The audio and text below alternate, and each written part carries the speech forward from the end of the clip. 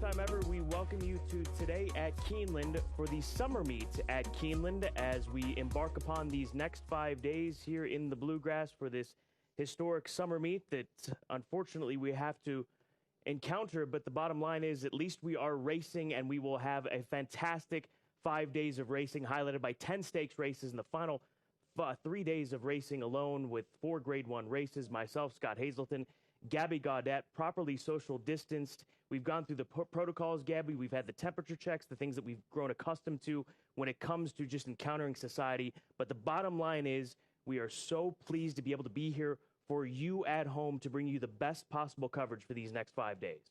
I am so excited to get to racing. And Scott, I haven't been to live racing for quite some time, so dating back, to the beginning of March. So it is a little bit strange being on site, but it's important. It's important to run these races.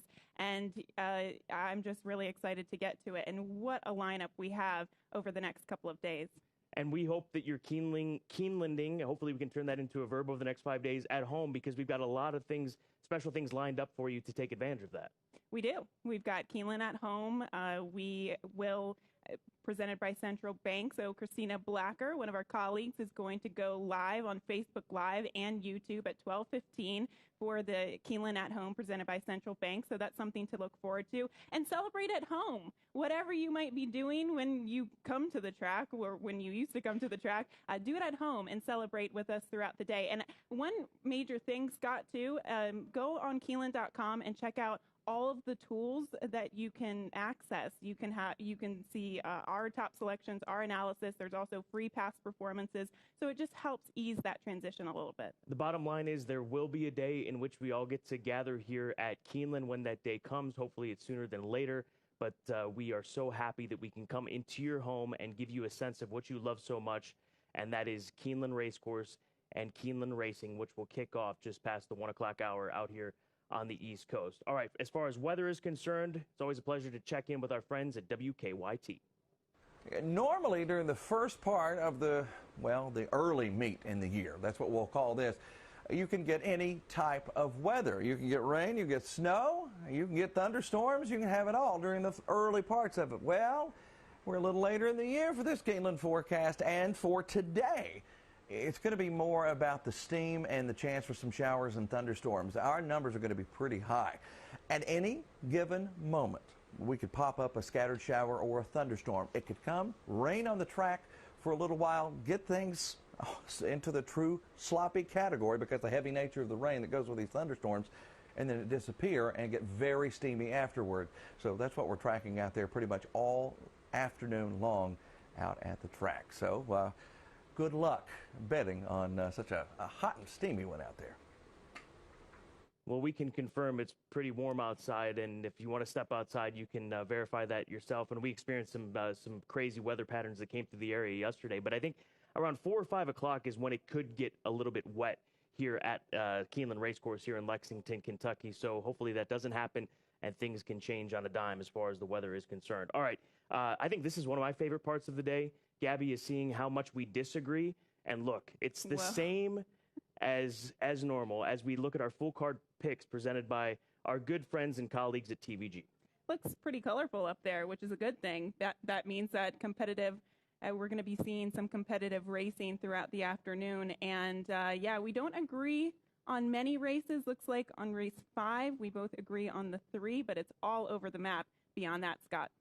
Good race 8. That'll be the feature race we take a look at in just a few moments. But we also want to remind you how you can follow us on social media. You've got Instagram. We know you've got Facebook. We know that you've got Twitter. So make sure you give Keeneland a follow. And also don't forget about the Watch TVG app. If you want to catch TVG all the time in HD, both networks, TVG and TVG2, download the Watch TVG app on your Roku device, your Amazon Fire Stick, or your Apple TV. And also you can catch the Keeneland races live on TVG. That's the key. We've got full team coverage here led by Todd Schrupp, the voices, the faces that you're familiar with, as we are doing our absolute best to bring you the best possible coverage that we can in these extenuating circumstances here from Keeneland Racecourse. But again, we are so happy to be here, and I think that you can recognize that from the attitudes in which we are delivering to you right now here on Today at Keeneland. All right, the feature race is race number 8, a non-condition allowance race. These are always fun. These are basically non-listed stakes races when they put them together, Gabby. And we're taking a look at a 5.5 furlong turf sprint worth $80,000, part of the late pick four today, which starts in race number 6. There is a scratch of the number 12 horse Scoring, but it's Maven who is the morning line favorite of the lukewarm 7-2. One of two that Wesley Ward sends out. I'm actually going to go to the filly that he sends against the Colts. She gets a 5-pound weight break. That is Cambria for Stone Street Stables, the daughter of Speightstown out of the fantastic race filly in Teen Pauline. She takes blinkers off today. She does come off the 8-month layoff. That's certainly one thing that we do have to recognize when taking a look at this filly against this group here today. But she has had plenty of works here at Keeneland Racecourse. And if you go back to her first 3 starts of her career, and I know she was soundly defeated when it came to the Breeders' Cup, but a lot of really good horses get defeated on those big days. That's why they are great races, and they're defining races on our calendar. But this race at Kentucky Downs in the Juvenile Turf Sprint, with all of the obstacles that she had to overcome with the climb and the undulations of Kentucky Downs, comes away with that victory. We saw her kick off her career with her first 2 victories over synthetic tracks, and I think that she's going to be keyed for a top effort here today as she takes blinkers off.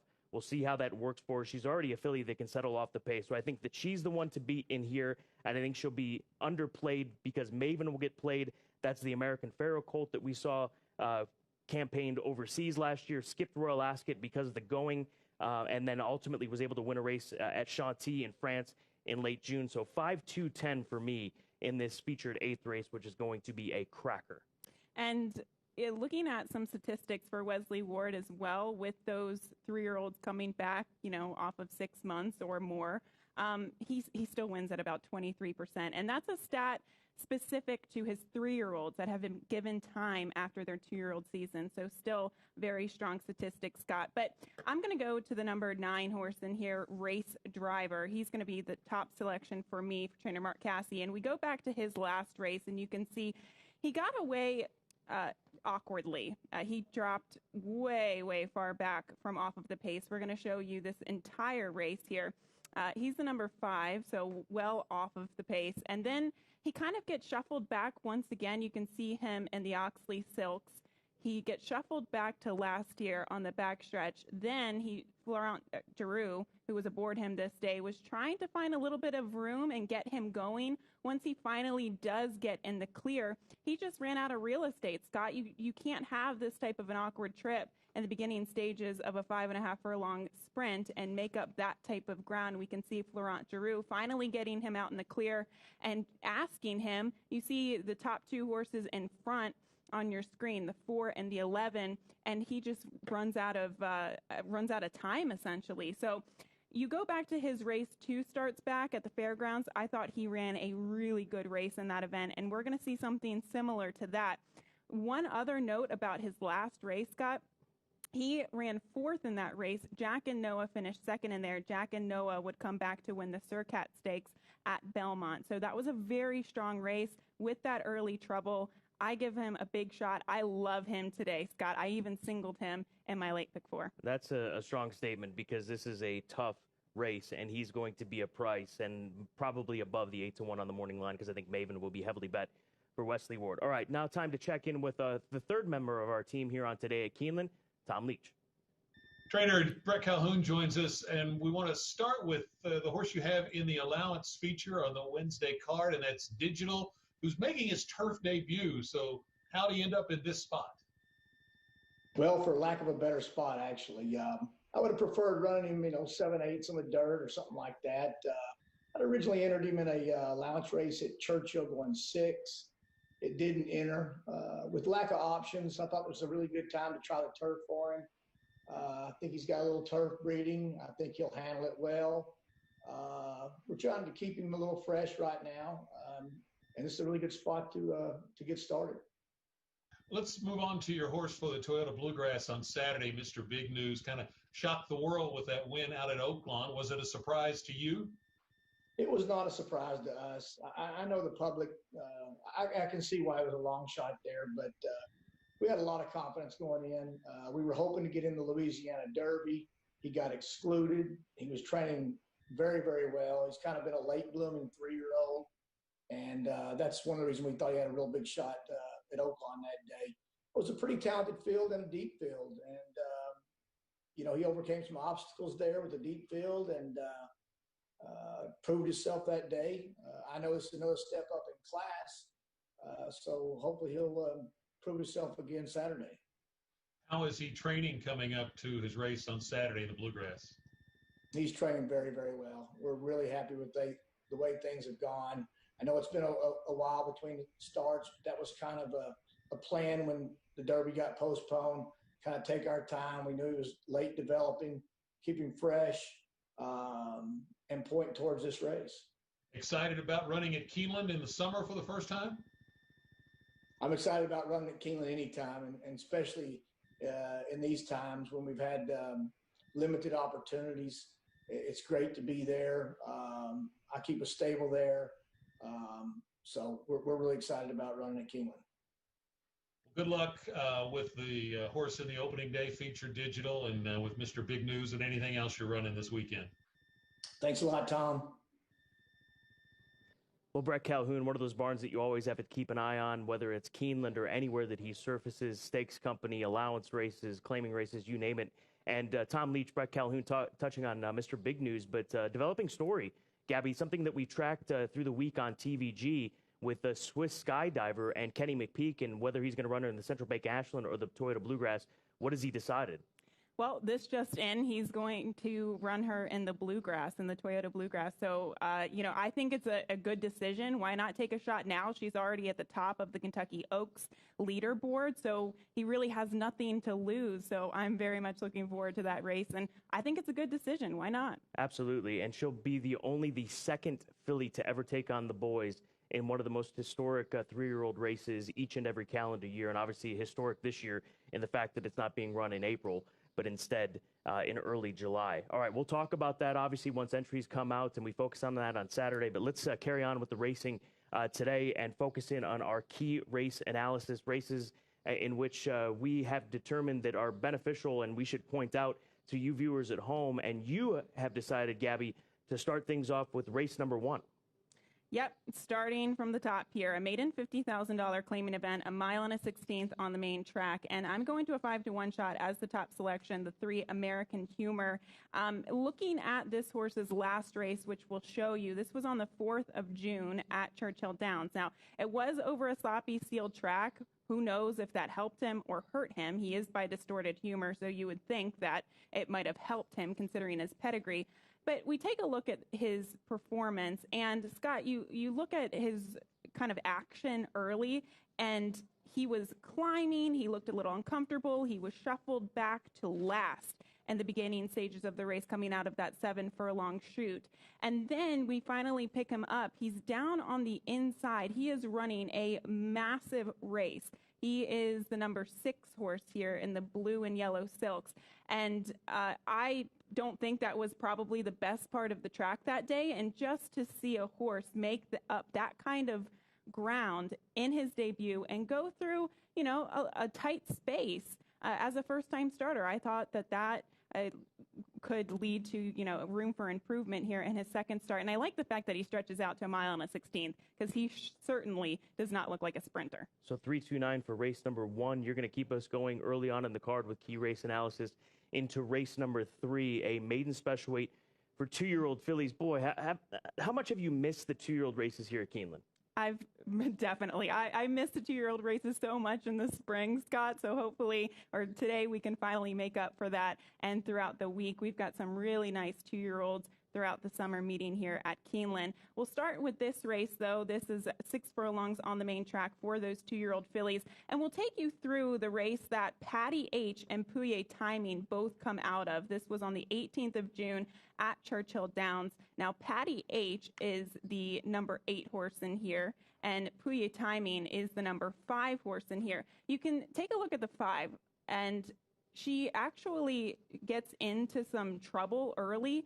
Julian Leperoux, who was aboard her that day, even sat down in the saddle. The trouble was so significant, but she kind of gathered herself up together. You can see Brad Cox's horse on the outside, the number 8. She makes that wide bid, and then she just flattens out late. Number 1, she probably needed the race, and number 2, she was wide throughout, whereas Puye Timing, she gets the blinkers on.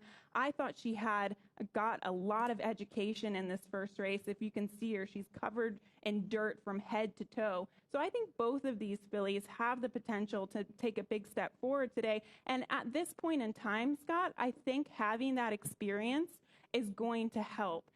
Especially at 6 furlongs. I think it would be a different conversation if we were talking about a race at 4.5 furlongs or 5 furlongs. But the 6 furlongs, I think it's going to go to a horse with experience. And how about this? If you hear a truck being backed up to Wesley Ward's barn, that is everybody sending him gifts because he's not running a horse in this 2-year-old race. That is something that never happens here at Keeneland Racecourse. So somebody else is going to win a 2-year-old race at Keeneland that is not named Wesley Ward. All right, let's dive into my key race analysis. Race number 6, presented by Claiborne, and this is a tough field. The entry-level allowance race going a mile on the turf course. There are a couple of scratches. You can see the entry has been taken out as well as the horses on the outside, the 14 and the 15. 3-1 on Gray's Creek, but I'm going to take a swing here with a price play in the number 7 horse, Elusive Ruler. This is a gelding by Empire Maker for the Mary Lou Whitney stables. It's a homebred, and my idea here as we roll back this race from the beginning of May at Gulfstream Park is that I think that this gelding is just simply a true miler. He's got mile speed. He put it on display here today, and that's the brilliant thing about especially mile turf races. You have to have that perfect blend of speed and stamina. There's a very slight edge one way or the other when it steps up to a mile and a 16th and obviously a mile and an 1/8. And I think that this gelding has it. And last time out, he ran a good enough race at Churchill Downs going a mile and a 16th. There wasn't a very fast pace that day. I think if Landeros tries to take the bull by the horns and be aggressive with this horse early on, as worked out in that maiden race at Gulfstream Park, I think he's got a big look. So Elusive Ruler, who's 10-1 on the morning line for me, 7-3-2. The Chad Brown horse will get overplayed. Obviously, you have to respect the 2. That's my 3rd selection. But off of a maiden win, stepping up in class here today, every time you win a race, it gets much more difficult. So that's why I'm going to take a swing against the favorite in that 6th race. So again, 7-3-2 in race 6, which will kick off the late pick 4, which we'll touch on in just a few moments. Moving on, race number 7. My other key race analysis, second leg of the late pick 4, 6, 7, and 8 is where I'm going to go. And Samaranti, I have a special place in my heart for this horse, Gabby, and this is maybe getting a little too sentimental. But 2017 was the first time I was able to come to the Keeneland sales, and it was the September sale, and I was excited. I had been begging to come here to Keeneland and cover the sales for TVG.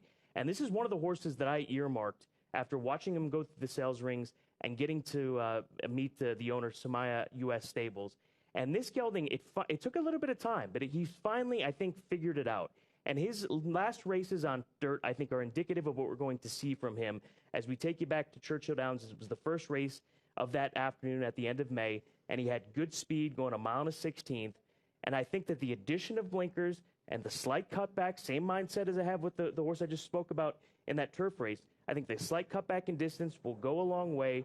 And Joel Rosario takes the call at odds of 6-1.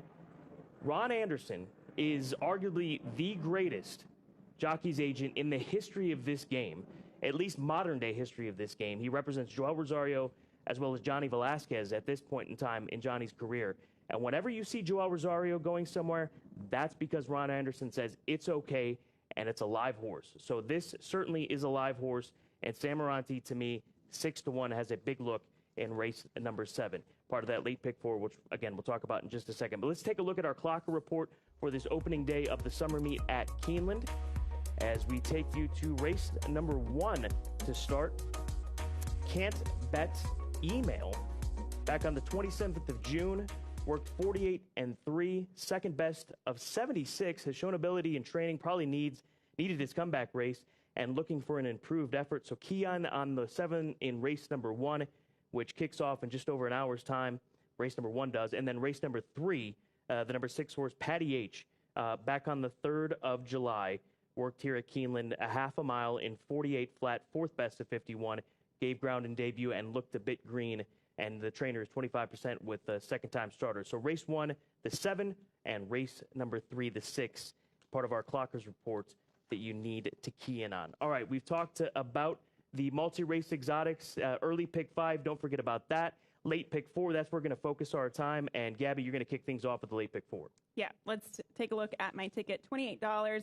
I respect the favorite, the 2 Grays Creek. That was a horse that you were mentioning for trainer Chad Brown. He won by 3.5 lengths last time out at Churchill Downs. He could very well win this race today. But I thought the 12, Cavalry Charge, ran a sneaky good race last time out. Maybe this is a horse who's been running at the wrong distance and wrong surface all this time, but he clearly has a little bit of talent. So impressed with his turf debut last time out. I'll go back to him here today. The 7th race, 7 horses in there. I thought that that was the toughest race in the sequence. So spreading in there, as we get to the 8th race, that's going to be my single, the 9 horse. I know you think that's kind of a gutsy play there, but the 9 Race Driver has recency, is the proven turf sprinter. So I have confidence in Keen off of that horse. And then finally in the last race, which is a maiden claiming event, having coverage in there with the 1, 3, 5, and the 9. All right, let's dive into my late pick 4. You are crazy, by the way, for singling in that featured race, and I can't do it. I normally don't single. That's just my mindset, but I'm not. I do it tomorrow, just a precursor to tomorrow's today at Keeneland, but not today. 2, 3, and 7 for me. The top play is the number 7 horse, Elusive Ruler. The 2 you have to respect, and then the 3 horse quickly, My America. Rusty Arnold, he's always keyed up for these Keeneland meetings. Race number 7. Just the 6 and 7, I think that's all it's going to take. Samaranti, who we've talked about, and then Father G, another good miler, in my opinion, and takes a drop down in Classic and Starter Allowance Company. 2, 5, 10 in race number 8. Maven, yes. Cambria, yes. And then the number 10 horse, Digital, for Brett Calhoun. This horse trying turf for the first time, but comes from a stakes-winning mare. She's produced turf winners in the past, so you have to play that horse in that spot. And then the 9 horse, I'll go with the 3, 5, and 8. Carolina Aranis takes the drop in class for Alstall Jr. Boss Life, a horse that's run some decent races. Going back to the debut, I think that it will improve off of that Churchill race most recently. And then finally, the number 8 horse, the Itasca for Byron Hughes, shouldn't be in as fast of a pace as he was involved in last time out. That was a wickedly fast pace for him to chase, and I don't think it happens in that spot here today. So that is a look at our late pick 4s today. Make sure you get involved. 50-cent minimum wager. But time now for our best angle of the day. This is our best wager. This is the one thing that we would suggest to you more above all else when it comes to the opinions that we've given to you here on today at Keeneland. And I'll go to race number 1. And the number 6 horse, Beaver Hat, at 7-2 is my play for Brian Williamson. Look, I'm a softie when it comes to the Illinois connections, and Brian Williamson and Nancy Veneer and Lyda Williamson, they are Chicago connections. And maybe that's why I'm going in this direction, but there are angles to back this colt up. He drops in class. His races figure right against the horses that we will see take a lot of money in this spot, and I think that he could drift up above 7-2. And we take you back to his most recent dirt race. He was a little bit aggressive down the backstretch, and I think that if Joe Talamo today just lets him roll, he's going to be much better off. Not try to wrangle him, and you can understand why Tyler Bays opted to try to save something late as he finishes 5th here, because he was stretching out to this 1.1 mile distance. But for Beaver Hat, the numbers stack up, the connections stack up, so I will take a swing with him as an across-the-board play here today, because I think that other horses will be overplayed, and he fits right there with them. Where are you taking us as far as key race analysis? You're really getting sentimental today, huh? You're betting with the heart. It's been a while. Well, I'm betting with the mind, with the brain here, and I really like a horse in the, what is this, the 7th race. So this is going to be my best angle of the day, and it's a 10-to-1 shot, Verb's Humor. Overall, I think this is going to be a very fast pace. Looking at the pace setters, the 1 Admire from the rail, I think has to go. The 6 Samaranti, I think is very quick despite even the cutback in distance. Adhar is going to be forwardly placed. So there's a couple of horses in here that I think will be vying for that lead position. And that's why I like the 10 Verb's Humor on top, because he is the horse that's going to be closing from off of the pace. We'll take you back to his last race on the 5th of June at Churchill Downs, where he did close from off of it to be defeated just over a length in that particular event, and he went against the likes of the 11 long-term relationship in there too. Now the difference between two horses is, we're going to go to his race 2 starts back in which he won, so he got a really, really fast pace that he closed into. But again, last time out, he closed into a slow pace, and I thought that that was the advantage that long-term relationship got in that race. So I think he can turn the tables on a horse like long-term relationship, who I think will be forwardly placed. I want a horse that can close, and that closer is going to be the 10 Verse Humor. Overall, looking at the entries today, tomorrow, and even Friday, Scott, Dallas Stewart has got some live horses. Yeah. I like him, especially today, several times today, in fact. So that's Gabby's best play of the day, race number 7. Key in on that. Let's go to Tom Leach's pick of the day. He's going to take us to the nightcap, a maiden 20 claimer. I respect Tom Leach a lot, and I don't know if I could even more be for the fact that he's taking this on, but I do, because this was the most difficult race of the day for me in just trying to handicap bottom line. But he's going to take a swing with a long shot, and perhaps that's the right mindset to have when you've got a wide open race. There's probably going to be money poured in the direction that probably shouldn't be. So he'll go with the number 12 horse, Stop Making Sense, for Brett Calhoun, a colt by Tiz Now, beaten 20 lengths last time out, takes the drop in class. But here are the angles. Wide trip in his second start, which was his last start. He's back to one turn, drops in class for one of the trainer's top clients, can hit the board, maybe win. So based on that opinion and across the board play, if he's going to hit the board, because he will be a price, and there's going to be several big prices in that race. I like that horse. He showed speed last time out, and now he drops in class, so nice play. Good luck, Tom Leach. Well, normally this is the time of the day where Gabby has to sign autographs and take pictures with the fans that are here, and that's not happening because, unfortunately, you can't be here with us. But I'll give you Gabby's number right now, and you can text we're doing her that. Okay. So if you stand by, I'll just put it – I would never do that to you, Gabby, but I should. Maybe I'll just tweet it out if you follow us on Twitter, and then you can give pictures and things like that, and folks can do maybe even a Zoom call. You can Zoom call with people, because we got plenty of time between now and 1:05 when we kick things off, right? Please don't do that to me. Gabby Gaudet, love being here. Love the fact that we get a chance to bring this into the home. And don't forget, Keeneland at Home, presented by Central Bank, is coming up with Christina Blacker. She'll be doing it from her home in Del Mar, California. Christina, good luck. You've got a low bar to clear after this day one of today at Keeneland, but we're excited to be here for you as racing gets underway at 1:05 Eastern Time.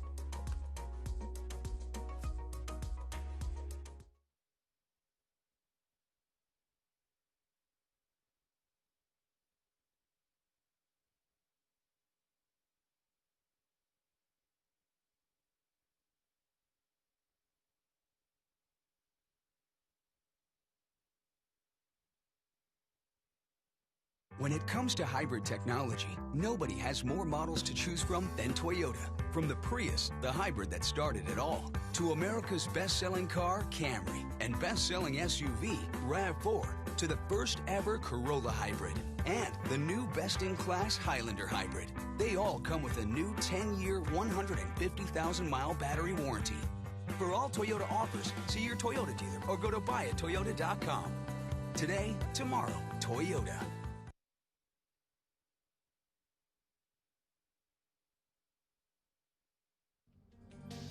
The following is a presentation of the Keeneland Association.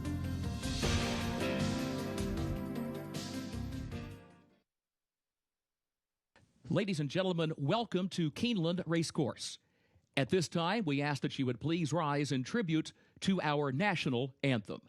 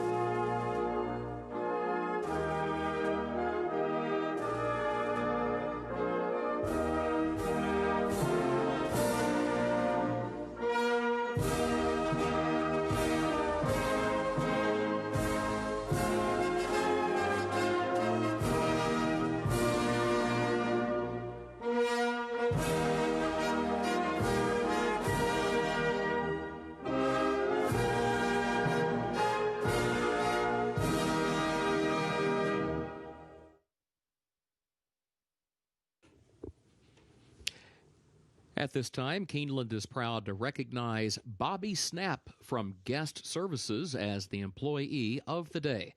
Bobby, congratulations.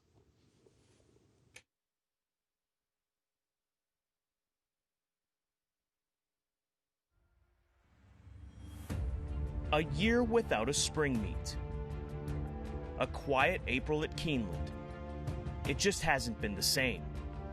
We're all facing new challenges, new environments, new versions of normal.